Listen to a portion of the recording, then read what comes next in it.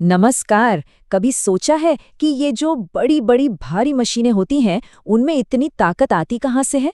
आज हम इसी के पीछे का राज जानने वाले हैं, यानी हाइड्रोलिक पंप्स। चलिए समझते हैं। जरा सोचिए, एक बड़ा सा एक्सकेवेटर कैसे वो पल भर में चट्टानों को तोड़ देता है। क्या ये सब सिर्फ उसके बड़े से इंजन का कमाल है, या कहानी में कोई और भी किरदार है?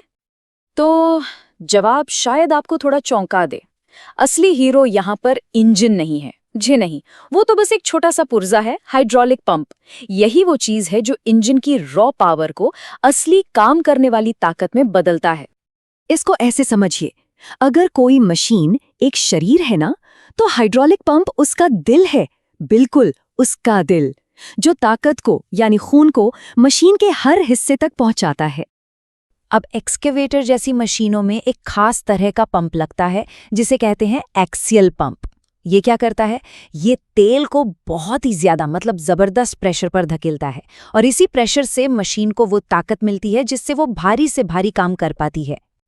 चलिए अब पंपों की इस दुनिया में थोड़ा और गहराई में उतरते हैं और शुरुआत करेंगे सबसे सिंपल डिजाइन से, गियर पंप। लेकिन आगे बढ़ने से पहले एक बात समझनी बहुत जरूरी है। देखिए, दुनिया का कोई भी पंप हो, उसका काम करने का तरीका मूल रूप से एक ही होता है। वो एक खाली जगह बनाता है ताकि तेल या कोई भी लिक्विड अंदर आ सके और फिर उस जगह को दबाकर उस लिक्विड को बाहर धकेल देता है। बस खींचना और धकेलना। तो ये एक्सटर्नल गियर पंप काम कैसे करता है? अच्छा, कल्पना कीजिए, एक छोटा सा डिब्बा है और उसके अंदर दो गियर एक दूसरे में फंसे हुए घूम रहे हैं। जैसे ही वो घूमते हैं, वो अपने दांतों के बीच तेल को फंसा लेते हैं और उसे एक तरफ से दूसरी तरफ धकेल देते हैं। कितना सिंपल है ना? ये पूरा प्रोसेस ना बहुत ही सीधा साधा है। सबसे पहले जैसे ही गियर अलग होते हैं, एक वैक्यूम सा बनता है जो तेल को अंदर खींच लेता है। फिर ये तेल गियर के दांतों के बीच की खाली जगह में फंस जाता है और गियर के साथ आगे बढ़ता है। और आखिर में जब गियर वापस एक दूसरे में फंसते हैं, तो वो तेल को जोर से बाहर की तरफ धकेल देते हैं। तो इस डिजाइन की खूबियां क्या है? भाई, एक तो ये बनाने में बहुत आसान है और दूसरा काफी सस्ता पड़ता है। पर हाँ, इसकी एक बड़ी कमी भी है। ये बहुत ज्यादा प्रेशर नहीं झेल सकता और इससे निकलने वाले तेल की मात्रा भी फिक्स रहती है, उसे आप बदल नहीं सकते।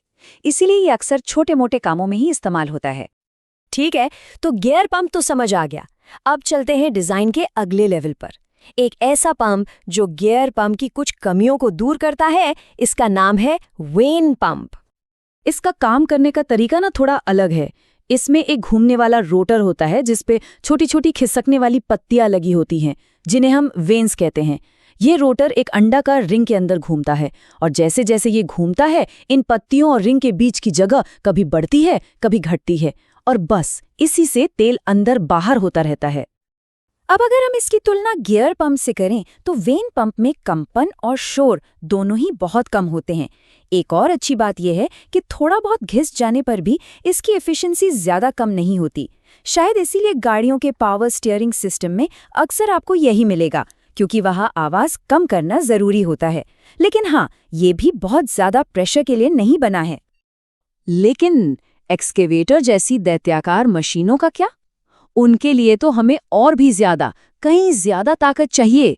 और यहीं पर सीन में आता है असली पावर हाउस, पिस्टन पंप। खुद ही सोचिए, एक एक्सकेवेटर को जब चट्टान तोड़नी होती है तो उसे कितने भयानक दबाव की जरूरत पड़ती होगी। जाहिर है, इस काम के लिए गियर या वेन पंप्स तो बच्चे हैं। हमें एक ऐसा डिजाइन चाहिए जो सच में बहुत ही जबरदस्त प्रेशर पैदा कर सके। और इस पावरफुल पंप का जो दिल है ना, वो है एक चीज जिसे कहते हैं स्वॉश प्लेट। अब ये क्या है? ये बस एक तिरछी एंगल पर लगी हुई डिस्क है। जब पिस्टन से भरा सिलेंडर ब्लॉक इसके सामने घूमता है, तो इसका ये तिरछापन ही पिस्टन्स को जबरदस्ती आड़े पीछे करता है और इसी से बनता है वो जबरदस्त पंपिंग एक्शन। तो ये काम कैसे करता है? देखिए, एक शाफ्ट है जो सिलेंडर ब्लॉक को घुमाता है। जैसे जैसे ब्लॉक घूमता है, उसके पिस्टन उस तिरछी स्वॉश प्लेट से टकराकर अंदर बाहर होते रहते हैं। जब पिस्टन बाहर की तरफ आते हैं, तो वो तेल को अंदर खींचते हैं और जब वो अंदर जाते हैं, तो उसी तेल को बहुत ही हाई प्रेशर पर बाहर फेंकते हैं। तो भाई, इस डिजाइन का फायदा क्या है? इससे आपको बहुत ज़्यादा प्रेशर और बेहतरीन एफिशिएंसी मिलती है। और तो और आप इससे निकलने वाले तेल की मात्रा को आसानी से कंट्रोल भी कर सकते हैं। लेकिन हर अच्छी चीज़ की एक कीमत होती है। ये डिज़ाइन काफ़ी कॉम्प्लिकेटेड और महंगा होता है। तो हमने 3 अलग-अलग तरह के पंप देख लिए, गियर, वेन और पिस्टन। चलिए अब इन सबको एक साथ रखकर पूरी तस्वीर को समझते हैं। देखिए, सबसे ज़रूरी बात जो याद रखनी है वो ये है कि पंप चुनना हमेशा एक तरह का समझौता होता है। लागत, बनावट की जटिलता और परफॉर्मेंस के बीच।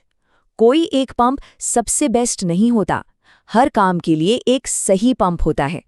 ये टेबल एक तरह से पूरी कहानी का सार है। गियर पंप आसान, सस्ता, कम प्रेशर वाले कामों के लिए एकदम सही। वेन पंप शांत काम करने के लिए बढ़िया, जैसा हमने पावर स्टीयरिंग में देखा। और आखिर में पिस्टन पंप, हाँ महंगा है, कॉम्प्लिकेटेड है, लेकिन जब एक्सकेवेटर जैसी मशीनों को पावर देनी हो तो इसके बिना काम नहीं चलता। तो अगली बार जब भी किसी बड़ी सी मशीन को काम करते देखें तो एक पल के लिए रुकिएगा और सोचेगा कि उस भारी भरकम स्टील के पीछे क्या चल रहा है। पुर्जों का एक छिपा हुआ नाच, गियर्स, वेन्स और पिस्टन्स की एक पूरी दुनिया जो चुपचाप उसे वो बेहिसाब ताकत दे रही है।